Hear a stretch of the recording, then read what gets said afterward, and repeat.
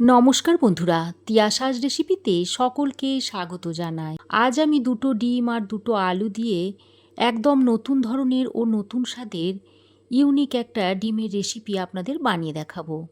খুব সহজে আর খুবই কম সময়ের মধ্যে এটা আপনারা বাড়িতে চটজলদি বানিয়ে নিতে পারবেন। এটা খেতে অত্যন্ত সুস্বাদু হয় আর এটা আপনারা দুপুর কিংবা রাতে ভাত, রুটি বা লুচি পরোটার সঙ্গে সার্ভ করতে পারবেন। প্রত্যেকটা জিনিসের সঙ্গে কিন্তু খেতে খুবই সুস্বাদু লাগে। তো আপনারা ভিডিওটা স্কিপ না করে প্রথম থেকে শেষ পর্যন্ত দেখতে থাকুন। আশা করছি রেসিপিটা আপনাদের ভালো লাগবে। এখানে আমি দুটো মাঝারি সাইজের আলু নিয়েছি আর আলুর খোসাগুলোকে ছাড়িয়ে পরিষ্কার করে জল দিয়ে ধুয়ে নিয়েছি। এবার আমি এরকম একটা গ্রেটারের সাহায্যে আলুগুলোকে গ্রেট করে নিচ্ছি। এইভাবে লম্বা লম্বা করে গ্রেট করে নিতে হবে।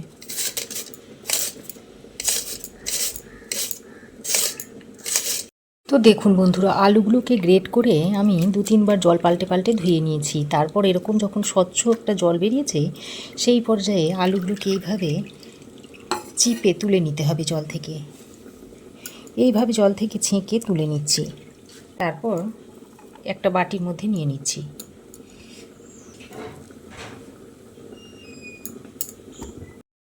তো আলুটা গ্রেট করে ভালো করে পরিষ্কার করে ধুয়ে তারপর আমি জলটা চিপে বার করে দিয়েছি। তারপর এই একটা পাত্রের মধ্যে নিয়ে নিয়েছি। এবার আমি এই গ্রেট করা আলুর মধ্যে দুটো ডিম ভেঙে দিয়ে দেব।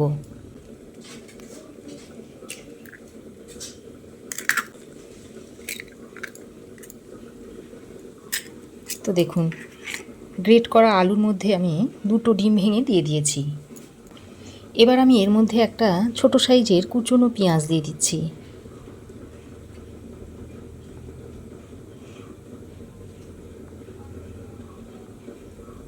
এবার আমি এর মধ্যে দিয়ে দিচ্ছি অল্প পরিমাণে একটু হলুদের গুঁড়ো আর দিয়ে দিচ্ছি একটু কাশ্মীরি লঙ্কার গুঁড়ো। দিয়ে দিচ্ছি দুটো কাঁচা লঙ্কা কুচি, কিছুটা ধনেপাতার কুচি দিয়ে দিচ্ছি। এবার আমি এর মধ্যে দিয়ে দিচ্ছি 1 চামচ গ্রেট করা আদা আর রসুন, দিচ্ছি স্বাদ মতো নুন আর দিয়ে দিচ্ছি 2 চামচ বেসন। এখানে আমি বড় চামচে 2 চামচ মতো বেসন দিয়ে দিয়েছি। এবার আমি সব কিছুকে একসঙ্গে ভালো করে মিশিয়ে নিচ্ছি। তো দেখুন, সব কিছুকে ভালো করে মিশিয়ে নিয়েছি।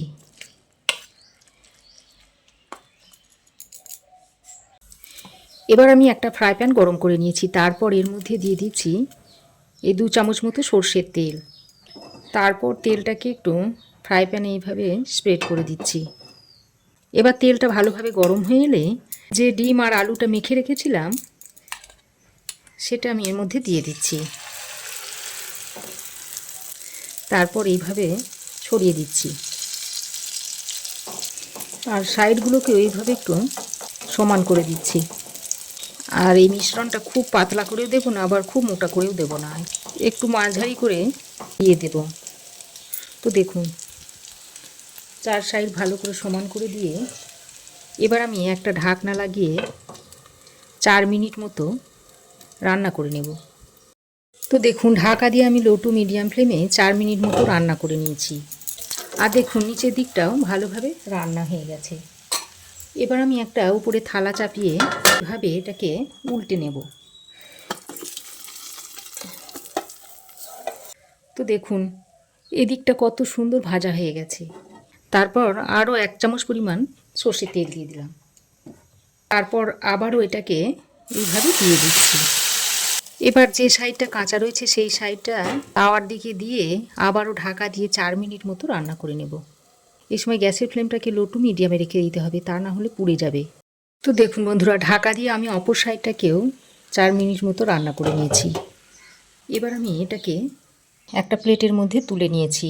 এটা ঠান্ডা করে নিতে হবে। এবার আমি রান্নাটা করার জন্য কড়াই গরম করে নিয়ে এর মধ্যে দিয়ে দিচ্ছি 2 চামচ মতো সর্ষের তেল।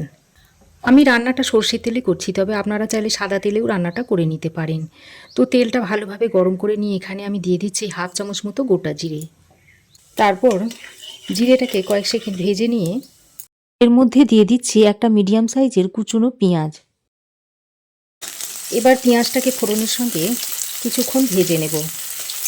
যতক্ষণ না পেঁয়াজটা একটু নরম হয়ে না আসছে আর পেঁয়াজের মধ্যে একটা হালকা বাদামি কালার চলে না আসছে, সেই পর্যন্ত পেঁয়াজটাকে ভেজে নিতে হবে। তো দেখুন বন্ধুরা, পেঁয়াজটাকে আমি এইরকম একটু বাদামি করে ভেজে নিয়েছি। তারপর আমি এর মধ্যে দিয়ে দিচ্ছি 1 চামচ মতো গ্রেট করা আদা ও রসুন। এবার আদা ও রসুনটা দিয়ে পেঁয়াজের সঙ্গে আরও কিছুক্ষণ ভেজে নিতে হবে। তো দেখুন প্রায় 2 মিনিট মতো আদা রসুনটা দিয়ে পেঁয়াজের সঙ্গে ভেজে নিয়েছি। এবার আমি এর মধ্যে একটা মিডিয়াম সাইজের টমেটোকে একদম মিহি করে কুচিয়ে দিয়ে দিচ্ছি। এবার আমি তরকারির স্বাদ মতো নুনটা এখানে দিয়ে দিচ্ছি। আর এই নুনটা দেওয়ার কারণে টমেটোটা খুব তাড়াতাড়ি নরম হয়ে আসবে। এবার নুনটা দিয়ে পেঁয়াজ, টমেটো, আদা, রসুন সব কিছুকে একসঙ্গে ভালো করে কষিয়ে নিতে হবে। নুনটা দিয়ে ভালো করে নেড়েচেড়ে মিশিয়ে নিয়ে এবার একটা ঢাকনা লাগিয়ে টমেটোটাকে আদা, রসুন, পেঁয়াজের সঙ্গে ভালোভাবে একটু কষিয়ে নিচ্ছি। এর ফলে টমেটোটা খুব তাড়াতাড়ি গলে যাবে।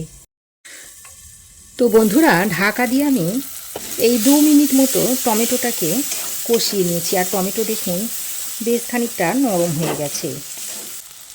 এবার আমি এই পর্যায়ে দিয়ে দিচ্ছি 1 চামচ মতো কাশ্মীরি লঙ্কার গুঁড়ো, 1/4 চামচ মতো দিয়ে দিচ্ছি হলুদ গুঁড়ো, 1/2 চামচ দিয়ে দিচ্ছি জিরে গুঁড়ো, আর 1/2 চামচ দিয়ে দিচ্ছি ধনে গুঁড়ো, আর দিয়ে দিচ্ছি অল্প পরিমাণে একটু গরম মশলার গুঁড়ো, আর স্বাদের ব্যালেন্সের জন্য অল্প পরিমাণে একটু চিনি দিয়ে দিচ্ছি।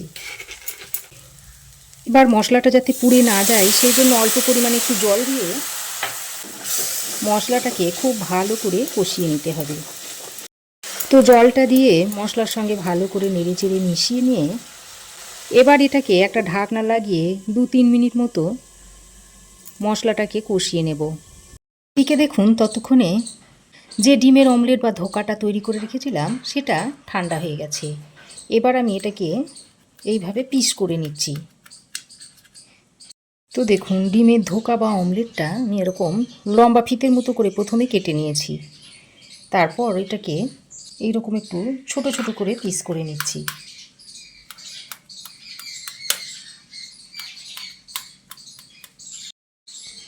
তো দেখুন ঠিক এইরকম করে পিস করে নিয়েছি। তো এইগুলো আপনারা এইভাবে রেখেও খেতে পারেন বা চা কফির সঙ্গে স্ন্যাক্স হিসাবেও খেতে পারেন, কিংবা ডাল ভাতের সঙ্গেও এটা খেতে পারেন। তবে আজ আমি একটা কারি বানিয়ে দেখাবো। দেখুন সবগুলো ধোকা আমি এভাবে পিস করে নিয়েছি।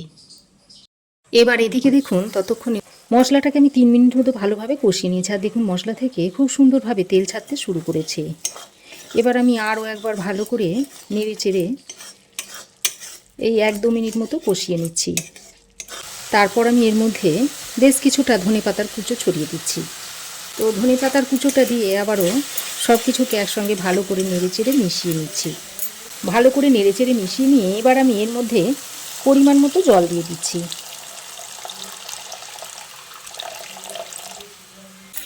এই 1/2 কাপ পরিমাণ জল আমি এর মধ্যে দিয়ে দিয়েছি।